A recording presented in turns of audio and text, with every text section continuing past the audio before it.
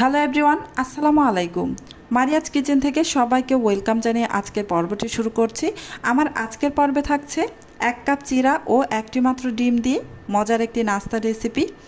এই নাস্তাটা একবার যদি তৈরি করেন বাসার সকলেই আবারও রিকোয়েস্ট করবে এই নাস্তাটা তৈরি করার জন্য। ভীষণই টেস্টি এই নাস্তাটা তৈরি করার জন্য এখানে আমি মেজারমেন্ট কাপ দিয়ে মেপে 1 কাপ পরিমাণ চিরা খুব ভালোভাবে পরিষ্কার করে তারপর নিয়ে নিয়েছি। আর এই চিরার মধ্যে এখন দিয়ে দিচ্ছি একটি বড় সাইজের ডিম। 1 কাপ চিরার জন্য একটি মাত্র ডিম দিলেই যথেষ্ট। এবার আমি এই চিরার মধ্যে দিয়ে দিব চিনি। আমি এখানে 1/4 কাপ পরিমাণ চিনি নিয়েছি। আপনারা চিনির পরিমাণটা আরও বাড়িয়ে বা কমিয়ে নিতে পারেন, আপনারা আপনাদের পছন্দ মতো নেবেন।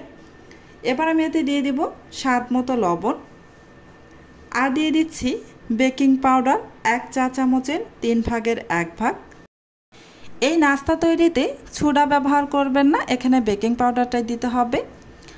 এবার হাতের সাহায্যে খুব ভালোভাবে সমস্ত কিছু একসাথে প্রথমে মেখে নেব।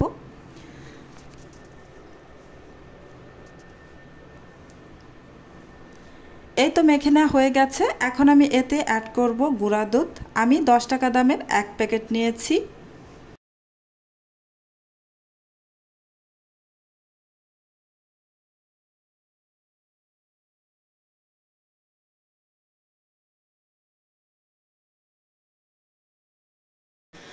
আবারও খুব ভালোভাবে দুধটাকে চিরার সাথে মিশিয়ে নিচ্ছি। এখানে কোনো রকম পানি দেওয়ার প্রয়োজন নেই, এমনিতেই দেখতেই পাচ্ছেন খুব ভালোভাবে মাখা হয়ে গেছে।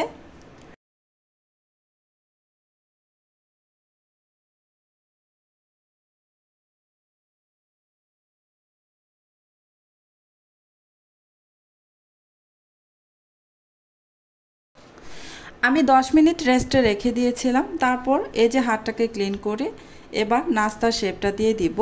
প্রথমেই অল্প পরিমাণে চিরার ডোটা নিয়ে নিলাম, নিয়ে হাতের তালুতে রেখে দেখতেই পাচ্ছেন প্রথমে মুঠ করে নিয়ে গোল করে চ্যাপটা করে নিচ্ছি, দেখতেই পাচ্ছেন। এই নাস্তা শেপ দেওয়ার সময় যদি আপনারা মনে করেন যে নাস্তাটা ভালোভাবে শেপ দেওয়া যাচ্ছে না, সেক্ষেত্রে আপনারা এখানে বাইন্ডিংয়ের জন্য 1 টেবিল চামচ পরিমাণ ময়দা ইউজ করতে পারেন।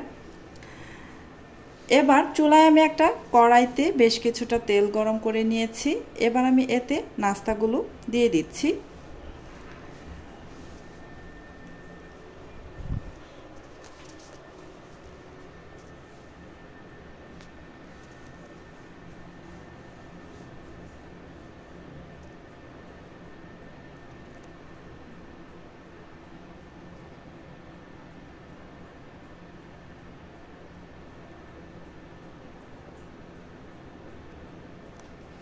সবগুলো নাস্তা দিয়ে দিয়েছি।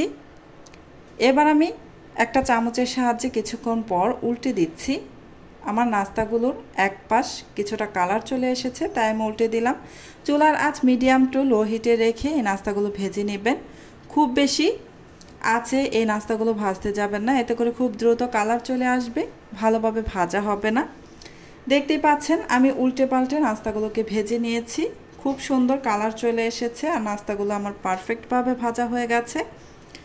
এবার আমি তেল থেকে তেল ঝরিয়ে নাস্তাগুলোকে উঠিয়ে নেব। সেম প্রসেসে আমি বাকি আরও কিছু নাস্তা হবে সেগুলোকেও আমি একইভাবে ভেজে নেব। এই তো এবার আমি তেল ঝরিয়ে নাস্তাগুলোকে উঠিয়ে নিচ্ছি। এই নাস্তাগুলো একবার তৈরি করে খেয়ে দেখতে পারেন, অসম্ভব টেস্টি এই নাস্তাগুলো। আর একবার যদি তৈরি করেন তাহলে বাসার প্রত্যেকেই আপনার কাছে আবারও খেতে চাইবে। এই তো আমার নাস্তাগুলো ভাজা হয়ে গেছে, সবগুলো নাস্তা ভেজে নিয়েছি। আজকের মতো এখানেই বিদায় নিচ্ছি। আবারও চলে আসবো অন্য কোনো দিন নতুন আরও একটি রেসিপি নিয়ে। আপনারা অনেক বেশি ভালো থাকবেন, সুস্থ থাকবেন। আল্লাহ হাফেজ।